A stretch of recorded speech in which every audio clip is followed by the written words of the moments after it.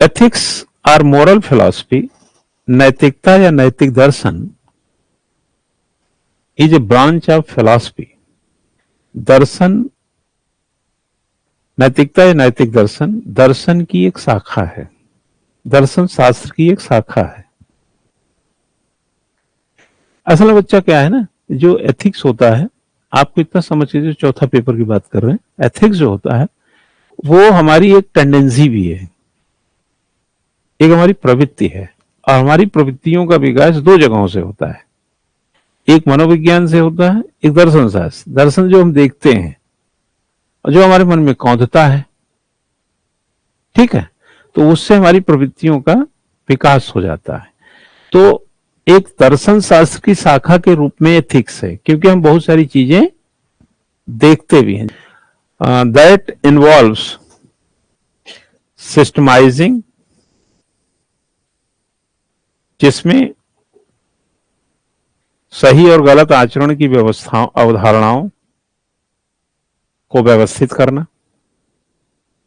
That involves systemizing, comma, defending, comma, and recommending concept of right and wrong conduct, concept of right and wrong conduct, जिसमें सही और गलत आचरण की अवधारणाओं को व्यवस्थित करना, बचाव करना और सिफारिश करना शामिल है।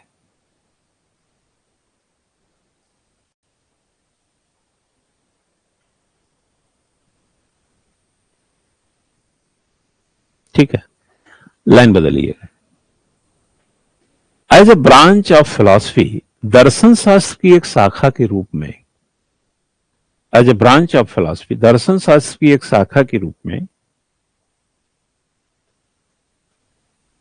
Ethics investigates the questions. नैतिकता इस सवाल की जांच करती है, नैतिकता इस सवाल की जांच करती है कि दैट, या ऐसा लिखें, करती है कि what is the best way for people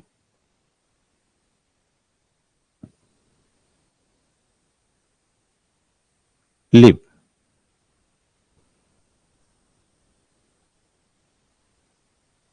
कि लोगों के जीने का सबसे अच्छा तरीका क्या है।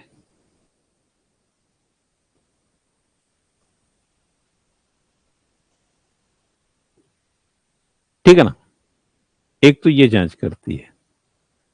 ठीक है बच्चा, फिलॉसफी में एक ब्रांच के रूप में एथिक्स ये जांच करती है कि लोगों के जीने का सही तरीका क्या है।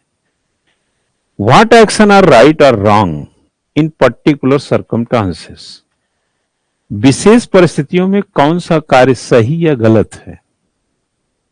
व्हाट एक्शंस आर राइट और रॉन्ग इन पर्टिकुलर सर्कमस्टांसेस,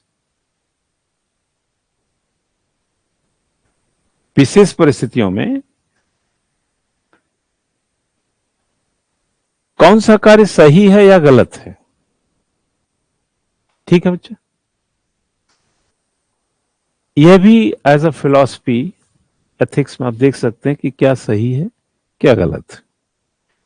आगे लिखें इसी में, इन प्रैक्टिस, व्यवहार में, ethics seeks to resolve question of human morality. Ethics seeks to resolve question of human morality. नैतिकता, थोड़ा सा लाइन और बढ़ा दे तब लिखा है क्या हिंदी में, हाँ, morality by defending concept, by defending concept as good and evil, evil, right and wrong। लिखो, व्यवहार में नैतिकता अच्छे और बुरे, सही और गलत, गुण और दोष,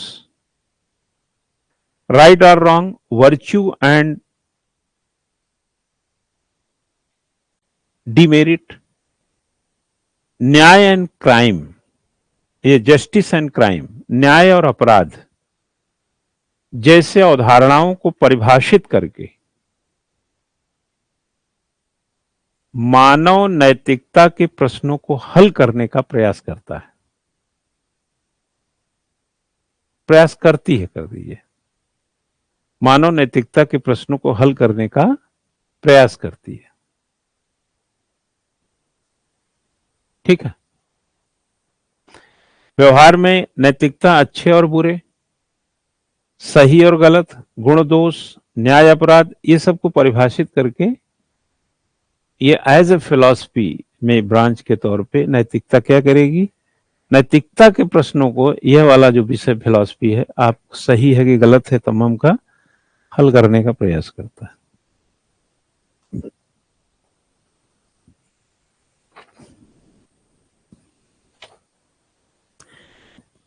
तो इस रूप में थोड़ा इसको समझ गए। एक हेडिंग बनाइए, 3 मेजर एरियाज ऑफ स्टडी,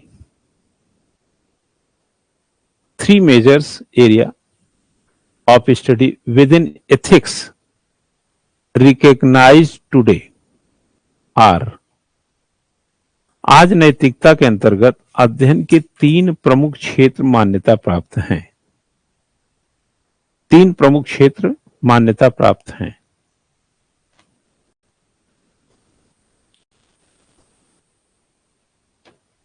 ठीक है। हाँ, एथिक्स के बच्चा टुडे, आज के टाइम में 3 कह रहा है मान्यता प्राप्त क्षेत्र हैं, जो एरिया है। पहला है मेटा। मेटा, आजकल आप देखे होंगे मेटा किसी का नाम रखा गया क्या? कौन है? ट्विटर किसको बोला? अभी वो उसने एलन मास्क ने किसका नाम रखा मेटा? अरे यार, फेसबुक या किसी को मेटा बोलते हैं ना, व्हाट्सएप को। हाँ, मेटा कर दिया ना, META यही है। हाँ, मेटा बोल कर दिया ना। हाँ, मेटा क्या होता है ये यहां से समझ जाएंगे क्यों रखा है। ठीक है, लिखिएगा Meta, ethics concerning the theoretical meaning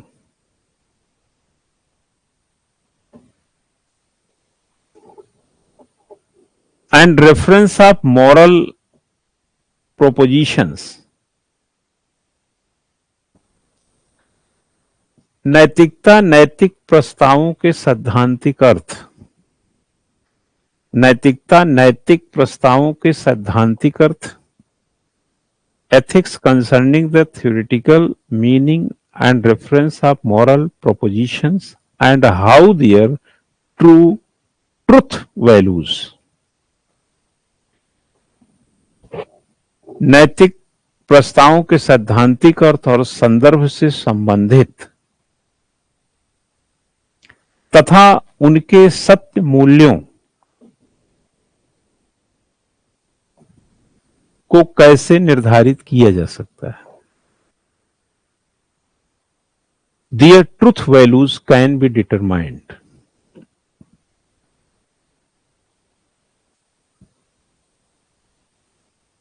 इसको बोलते हैं मेटा। नैतिकता नैतिक प्रस्तावों के सैद्धांतिक अर्थ, संदर्भ से संबंधित उसके सत्य मूल्यों को कैसे निर्धारित किया जा सकता है। यदि कोई है, यदि कोई हो, इफ एनी।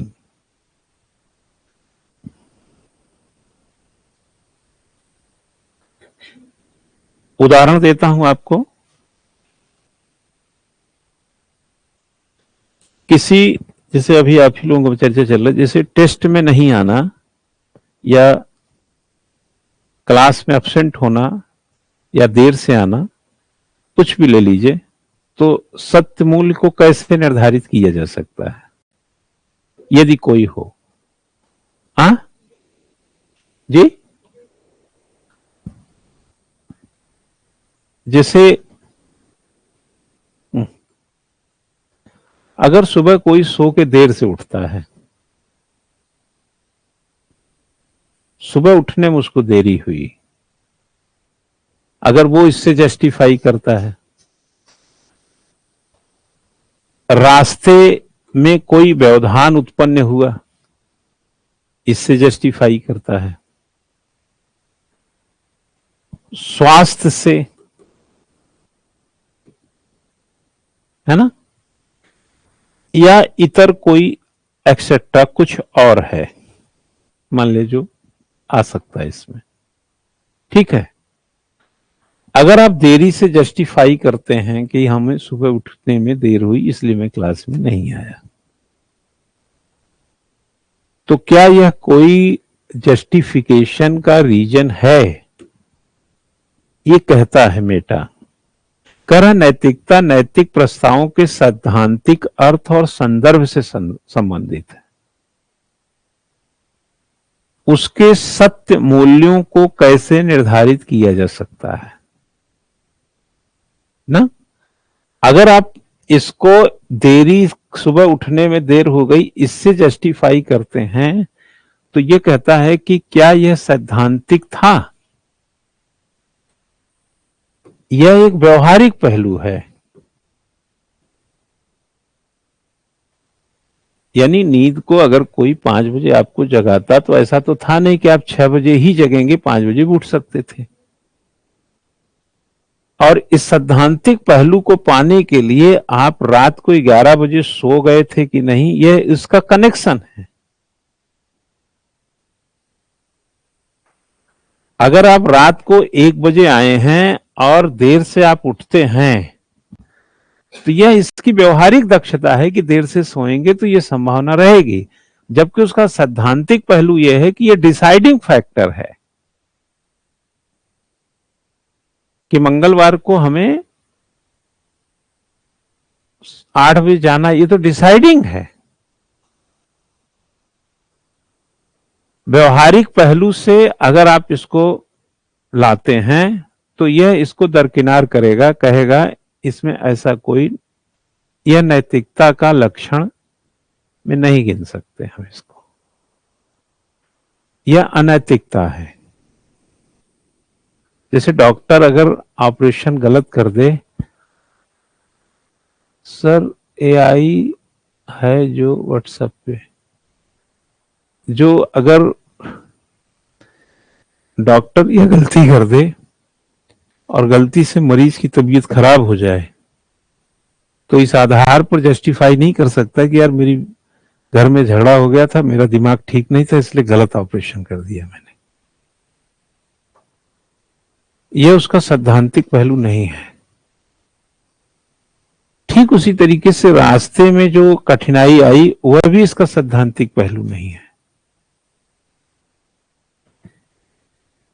हेल्थ जो है, चूंकि health is a priority for any function, इसको आप जस्टिफाई कर सकते हैं, लेकिन इस तरह से जस्टिफिकेशन मेटा नहीं मानता है कि जैसे आपने कहा कि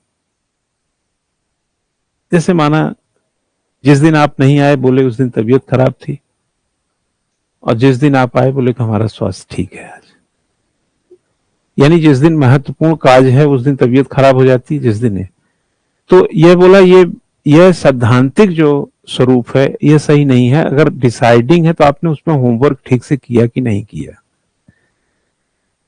तबीयत ठीक रखना दैट इज योर ड्यूटी। अब कैजुअलिटी हो गया, कोई स्कूटर से गिर गया, कहीं हाथ पैर में चोट आ गया, एक अलग मुद्दा है। लेकिन एक नियोजित जिंदगी में, जैसे परीक्षा के दिन तो हमें नहीं लगता लोगों की तबीयत खराब होती है। हाई स्कूल में हम लोगों ने पेपर दिया 13, इंटरमीडिएट में दिया 11, बीएससी में भी दिए 5, 6, 7 जो भी होते थे पेपर हर साल। आईएसपी से हमने तो आज तक नहीं देखा कि दस्त लग गई हो, पेट दर्द हो गया हो, आज जा नहीं पाए। उस दिन तो बड़ा सही रहता है ना, कोई कैजुअलिटी वैसी ना हुई हो। क्यों भाई? तो आप उसको प्लान करते हैं ना। जैसे हम इंटरव्यू में बच्चों को जब भेजते हैं तो कहते हैं तुम चटनी समोसा रास्ते में, से नहीं कि अब 1 बजे इंटरव्यू है, तुम 10 बजे पहुंच गए हो, वहीं भूख लगी, तुम जाके चटनी और समोसा खा रहे हो, छोले भटूरे खा रहे हो, कुछ ऐसी चीज खा रहे हो, ड्राई टाइप की चीज खाओ, जैसे केला खा लिया, सेब खा लिया, कुछ और ऐसी चीज खाओ, लेकिन ये चटनी अचार खाना ये सब चक्कर मत पड़ना। वो अगर शर्ट पे गिर गया, कोट पे गिर गया, तो पीला अगर थोड़ा सा भी दाग रह गया तो कहां से शर्ट का करोगे? कपड़े लत्ते संभाल के रखो अपने। वही बहुत सावधानी बरते, एक टुकड़ा छोला कहीं टच करते हुए निकल गया यहीं पे, यहीं, हाँ, दिल से नीचे पेट से होते हुए, हाँ, जमीन में जमी दोज हो गया, वो तो गया, लेकिन तेरा जो करके गया उसको क्या करेगा भाई? ऐसे रुमाल निकाल के इसे इससे पानी लेके इसे इससे, और जो खड़बड़ाहट जो हड़बड़ाहट चेहरे पे हो गई वो उसका क्या होगा? ये तो खाया का है तुम? आधा किलो सेब ले लेते, खा लेते एक एक, एक करके 2-3 बार में, केला खा लेते 1-2 ठो, और नहीं थोड़ा सा राहत रखते 2-3 घंटे में, कौन सी आफत आ रही है? अरे चलो यार, तुम्हारा कब है? मेरा तो लग रहा है 1 बजे है, मेरा तो 7वां नंबर है, 1 ही बजे आई। तुम्हारा 6वां? तब तो तुम्हारा भी 12:30 है। कितना बजा? 11 बज रहा है यार, बुला लिया है। चलो बाहर चलते हैं, कुछ करते हैं। धूल मिट्टी धुआं, बस सज संवर के ब्यूटी पार्लर से निकले थे, बाल उल बढ़िया बना करके, कोट टाई लगा करके, तब तो आईने में इसे इसे करके बहुत देखे थे, और ऐसे करके बिल्कुल बोलेगा ऐसे जाएंगे, सेंटिमेंट्स की तरह बैठेंगे, यहाँ धूल लगा है, यहाँ कुछ है, वहां धूल उड़ा के चला गया, यहाँ समोसा की चटनी लग गई, हाँ, चले इंटरव्यू देने।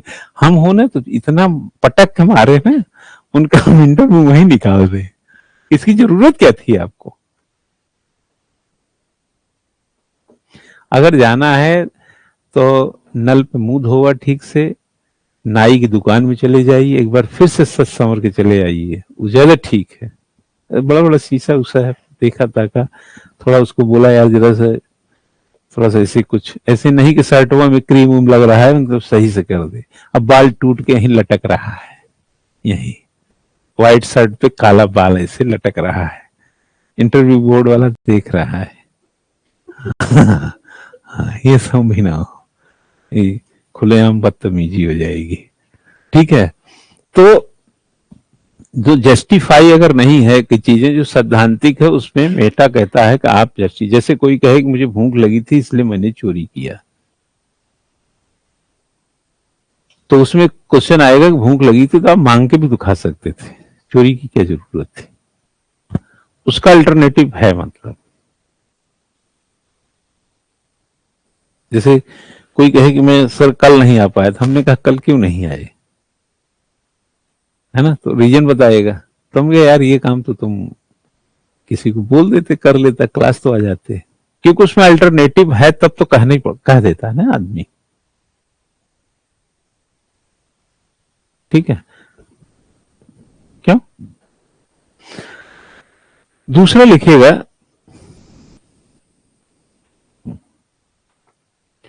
नॉर्मेटिव एथिक्स, मानक मानक नैतिकता।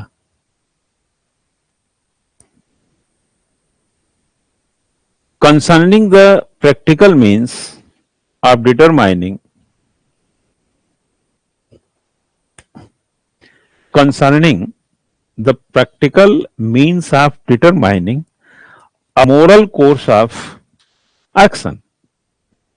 नैतिकता कार्रवाई के, लिखो कार्रवाई के नैतिक पाठ्यक्रम को, मानक नैतिकता में लिखो कार्रवाई के नैतिक पाठ्यक्रम को निर्धारित करने के व्यवहारिक साधनों से संबंधित।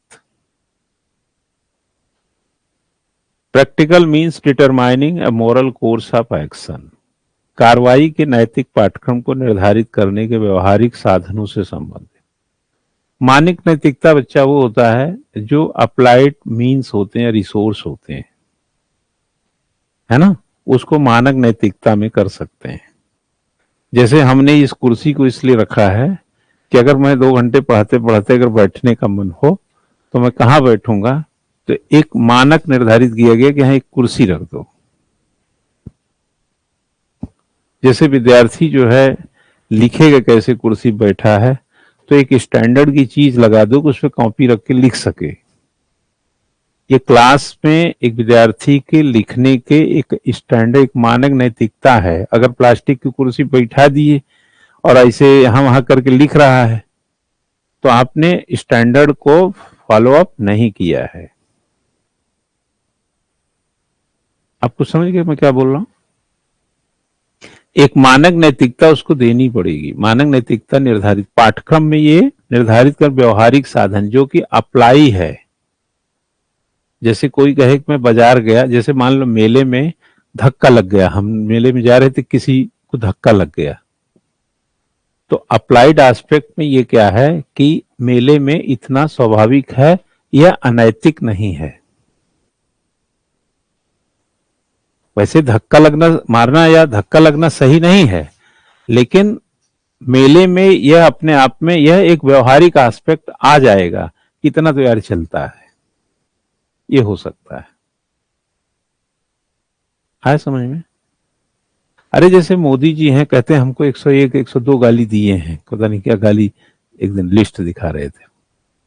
तो राजनीति में जब तुच्चा टुंचा बोलेंगे तो इतना 10-20 गालियां आराम से मिलती रहेंगी, ये उसका मानक नैतिकता है। उसके बाद भी, इतने के बाद भी उनको खाली इतनी मोटी कोई शर्म नहीं, ये मानक नैतिकता है। नहीं आई समझ में बात क्या कह रहे हैं? इतना आपको झेलना पड़ेगा। राजनीति में अगर कोई सोचे कि हम जैसे हैं, हम सोचे कि यार बड़े सम्मान की नजर से देखें लोग, ये करें, हमारे आलोचक होंगे, हमारे खिलाफ होंगे, हमारे बारे में गलत बोलेंगे, यह मानक नैतिकता पॉलिटिक्स की है। अगर आप इसको पचा ले जाते हैं तभी आप आगे बढ़ेंगे। अगर आप ये सोच रहे होंगे अरे कहाँ, तो फिर हो जाए जैसे केजरीवाल को ऑटो वालों ने थप्पड़ मार दिया, कभी ये हो गया, कोई स्याही फेंक दिया। ये पॉलिटिक्स में एक कह सकते हैं कि मानक नैतिकता है यही। कौन व्यक्ति सिरफिरा मिल जाएगा, कौन गाली गलौज वाला मिल जाएगा, आपको एक नॉर्मेटिव एथिक्स की तरफ जाना ही पड़ेगा। ठीक है, जैसे आप अफसर हैं, कोई आएगा बूढ़ा व्यक्ति आपको डांट देगा, मैं 4 बार से चक्कर लगा रहा हूं, आप बने होंगे एसडीएम साहब, लेकिन हमारा काम तो आप नहीं करते हैं। 3 बार हो गया, 4 बार हो गया, कहां से आता रहूं गांव, चश्मा टूट गया है, मोतिया बिंद का ऑपरेशन करा है, फिर भी आया सर। यह एक नॉर्मेटिव एथिक्स है।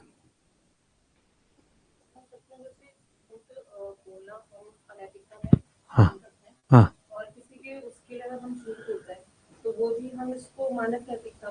प्रैक्टिकली जो दिखता है, प्रैक्टिकली, प्रैक्टिकल में जो है, इसलिए व्यवहारिक शब्द लिखा है हमने, व्यवहारिक साधनों से संबंधित जो व्यवहारिक है। जैसे अगर मान लो सास बहू का झगड़ा है और आदमी उसमें बीच में घुसना नहीं चाहता है, तो ये कह सकता है कि उसकी पत्नी ने कहा कि आपने देखा नहीं, का क्या हुआ, हाँ क्या हुआ भाई? बोले देखा नहीं, अम्मा का करिया कि चली गई, बोल के चली गई। ना मैं सुना नहीं, मैं तो छत पे था, कुछ बात हो तो बताओ। सुना सब है, वो तोल नहीं देना चाहता है। ये है व्यवहारिक मानक। अगर मान लो उसने कह दिया हमने सुना भी है, तो कौन सी नैतिकता का प्रकांड विद्वान हो जाएगा वो।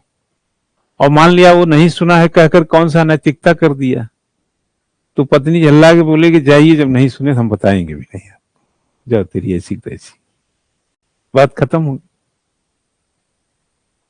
आई बात समझ में? अब लिखो व्यवहारिक नैतिकता, applied ethics.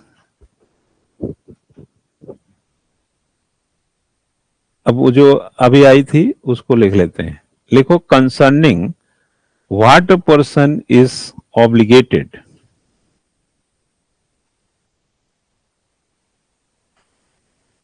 To do in a specific situation or a particular domination of action or a particular domination of action। इस संबंध में किसी व्यक्ति को किसी विशिष्ट स्थिति, शब्दों को देखो बच्चा, एक चीज नोट कर लो, मानविकी विषय, सुन रहे हो ना? मानविकी विषय हमेशा क्रमिक तौर पर यानी सिस्टमेटिक तौर पर आगे बढ़ता है। ऐसे उसमें एक का फार्मूला दूसरे में पुट नहीं करना है। जैसे हम इक्वेशन फर्स्ट में दूसरा वाला पुट कर दिए, अब कोई वैल्यू निकलेगी, यहां मानविकी विषय में सिंपली लाइनबद्ध शब्दों के भाव को, उसके संदर्भ को अगर आप उकेरते हुए आगे बढ़ रहे हैं तो जितना आप पढ़ते जाएंगे उतने ही गति से आप समझते जाएंगे। आप लड़खड़ाते कहां हैं? जब कोई बात कहने के लिए जो शब्द का उपयोग किया गया उसके भाव नहीं पता है, पहला अर्थ नहीं पता उस भाव और क्या मायने है। दूसरा, जब सेंटेंस जो है 2-3 लाइन में घूम जाता है, पढ़ते पढ़ते 2-3 लाइन तक विराम नहीं आया, घूम गया तब। वरना मानविकी विषय जितना सामान्य तरीके से आप पढ़ते हुए आगे बढ़ेंगे उतने ही प्रिविलेज के साथ, एक प्रकार से मैं उसको बोलूं तो आपकी मोनोपोली हो जाएगी, विशेषाधिकार भी एकाधिकार भी होता चला जाता है। लेकिन मन मोर महुआ चित मोर भुसौली, नहीं समझ में आया ना?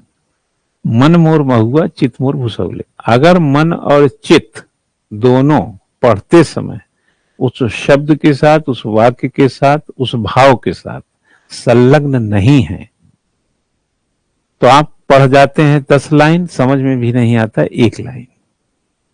तो मानविकी विषय की मांग है क्या कि मन और चित्त को शब्दों के साथ संलग्न करके चलो और निरंतरता कायम रखो, चीजें खुद ब खुद उभर करके तुम्हारे मन मस्तिष्क में जगह बनाती रहेंगी। अब हम लिखा रहे हैं, हम पढ़ा रहे हैं, आपने लिखने पर दिया कि सर बोल रहे हैं मिला की तरह लिख देते हैं, लेकिन सर लिखा क्या रहे हैं उस पर आपको मनचित से रहना। मनचित का मतलब समझे? हाँ, एकाग्रता आपकी खतरे में है।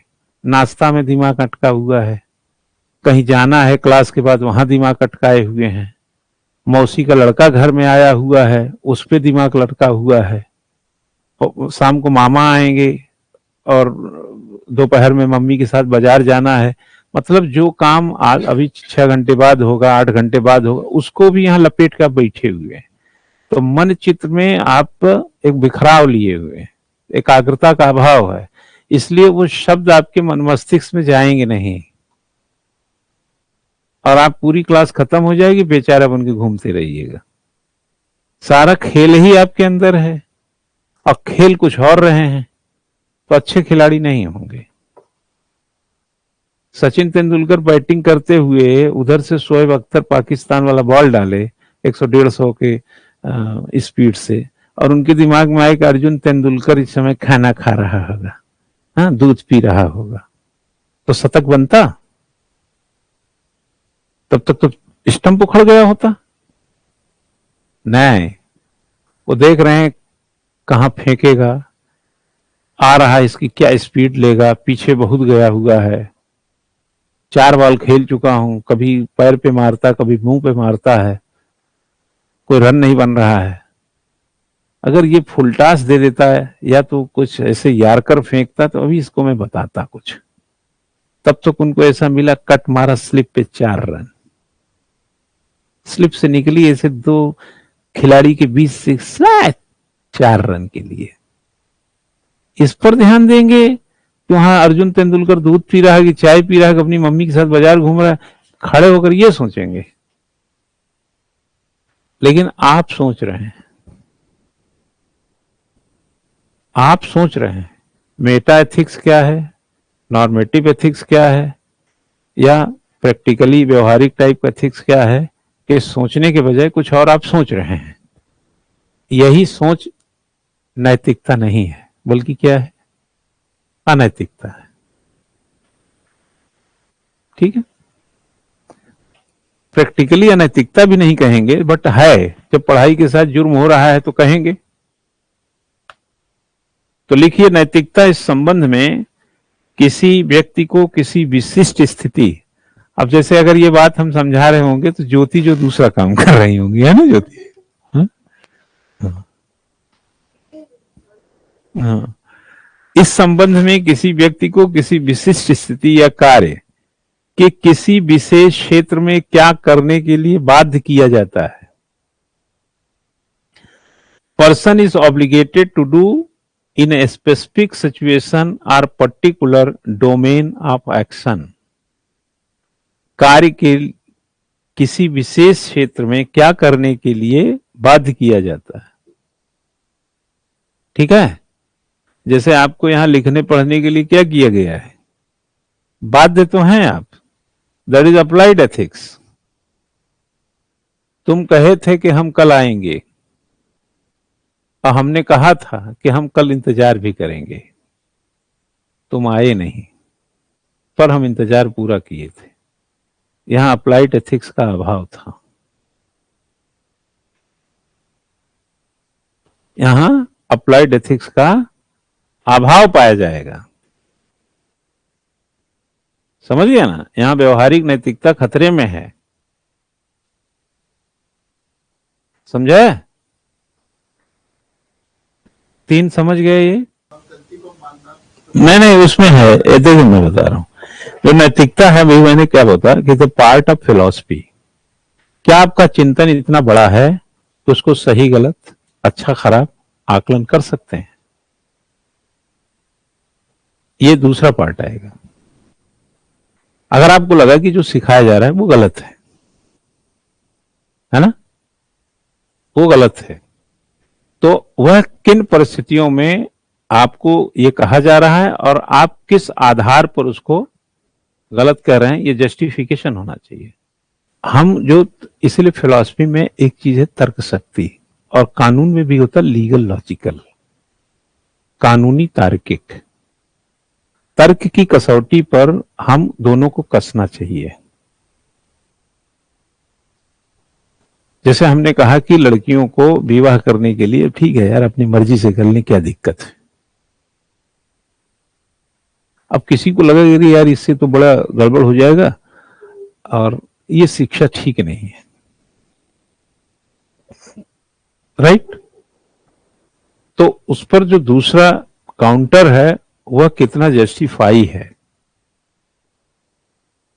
उसकी लिबर्टी के, उसकी इक्वलिटी, उसकी डिग्निटी, उसकी फ्रीडम को ध्यान में भी रखना है, ध्यान रखिएगा।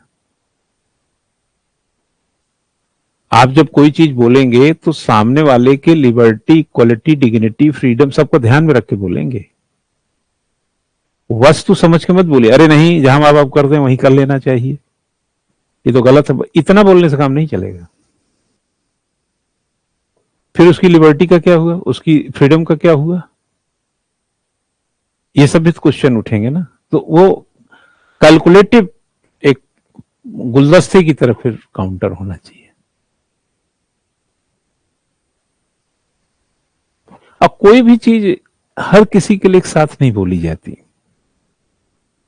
ये कहें यार आजकल के समाज में तो सबके लिए सब कुछ खुला है, ये बोला जरूर गया लेकिन असल में ऐसा है नहीं।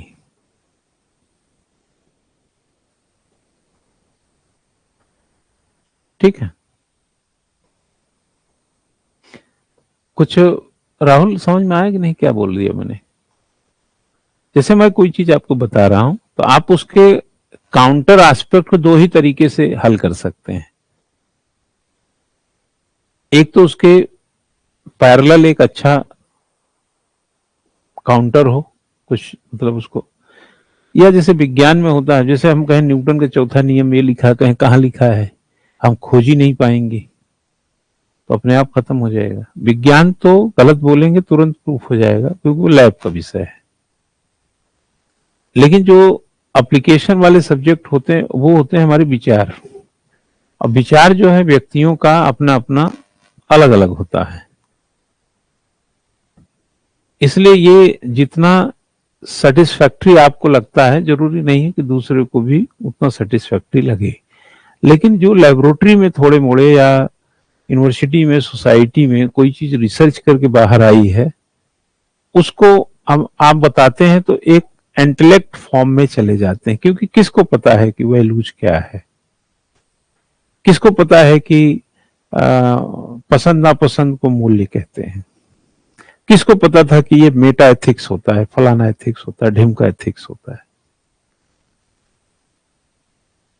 अब ऐसे जनरल इन जनरल आप चाय की दुकान पे जाके बोलेंगे कि तुमको पता है अप्लाइड एथिक्स क्या है, बोले वो क्या, जैसे तू सब्जी देता है ना तो मिर्च फ्री में दे, धनिया फ्री में दे। ये अप्लाइड एथिक्स है कि कोई 100 रुपये की सब्जी ले रहा है तो अलग से धनिया नहीं लेगा, ये तेरा अप्लाइड एथिक्स दे। उससे हम मांगेंगे कि यार थोड़ा धनिया डाल दो, सब तो कर लेगा, लेकिन अप्लाइड एथिक्स समझाने लगेंगे तो नहीं समझ में आएगा, क्योंकि उस लेवल का नहीं है वो।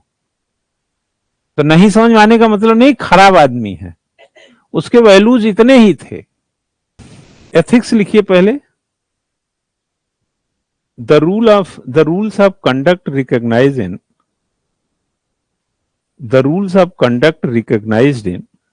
respect to a particular class of human action, recognized in respect to a particular class of human action or a particular group of culture। किसी विशेष वर्ग के मानवीय कार्यों, किसी विशेष वर्ग के मानवीय कार्यों या किसी विशेष समूह या संस्कृति के संबंध में मान्यता प्राप्त आचरण के नियम, विशेष समूह या संस्कृति के संबंध में मान्यता प्राप्त आचरण के नियम। जैसे आप कई काम ऐसे करते हैं जो, जैसे नवरात्रि का व्रत रखते हैं, ये आप आचरण है, आपका मन है, रखते हैं आप, क्योंकि धर्म या ऐसी त्योहार व्यवहार सब व्यक्तिगत चीजें, इसलिए किसी को कोई फर्क नहीं पड़ता, बट आप मानते तो हैं ही, है ना। मंदिर में जाएंगे, फूल वूल चढ़ाते हैं, यही मान्यता है। किसी मंदिर में गुड़ चढ़ाया जाता है, यही मान्यता है। किसी मंदिर में आप चले जाओ, अयोध्या चले जाए, कुछ नहीं चढ़ाया जाता, अयोध्या में कोई चढ़ावा नहीं है, कुछ भी नहीं, आप दर्शन करके हटिए, और होना भी यही चाहिए, सही है वो। अब आप कल कोई 2-4-10 साल में, क्योंकि चढ़ावे से क्या है कि वो मंदिर की मान्यता, जैसे देखे होंगे तिरुपति मंदिर, फलाना मंदिर, सब चढ़ाते ही तो हैं, साईनाथ मंदिर, ये वो, है ना। तो पता चला कि एक मंदिर ट्रस्ट जो है उसने सोचा कि चढ़ावा वढ़ावा का भी परमिशन दिया जाए, तो कुंतलों मिठाइयां चढ़ रही हैं, सोना चांदी मिल रहा है, फिर वहीं परोपकार के नाम में भ्रष्टाचार शुरू हो जाएगा। और मॉरल में अगर लिखें, वैल्यूज में लिखें, तो लिखिए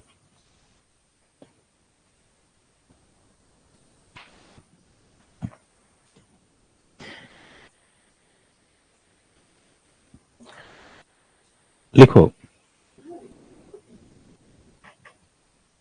अंग्रेजी में, इंग्लिश में, in English values means values and moral. Hindi में लिखो,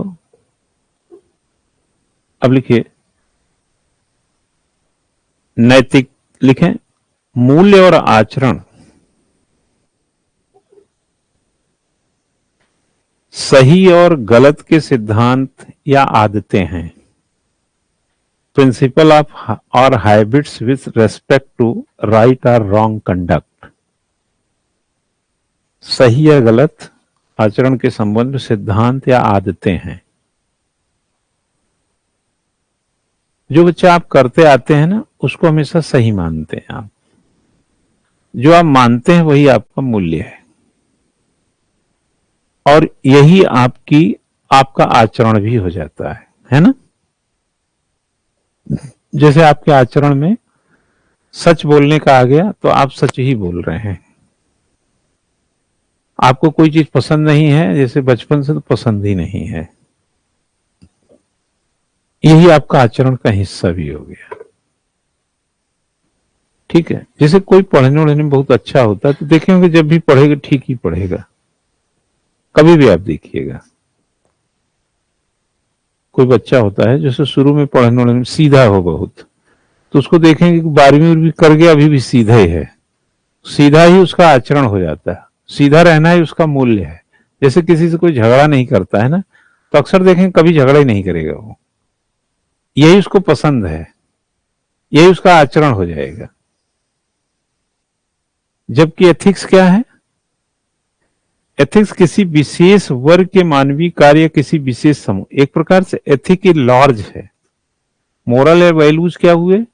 पर्टिकुलर पर लागू हुए। मॉरल कोई या वैल्यूज कोई संस्कृति नहीं है, बल्कि यह एक आचरण और पसंदगी नापसंदगी है। छुटकी समझ में आ रहा है क्या क्या भूल गया मैं? यह केवल आपके द्वारा किया गया, जैसे इसी क्लास में कुछ विद्यार्थी बहुत सीधे हैं, कुछ कम सीधे होंगे, लेकिन इससे नैतिकता से लेना देना नहीं है। नैतिकता एक क्लास लेवल की है।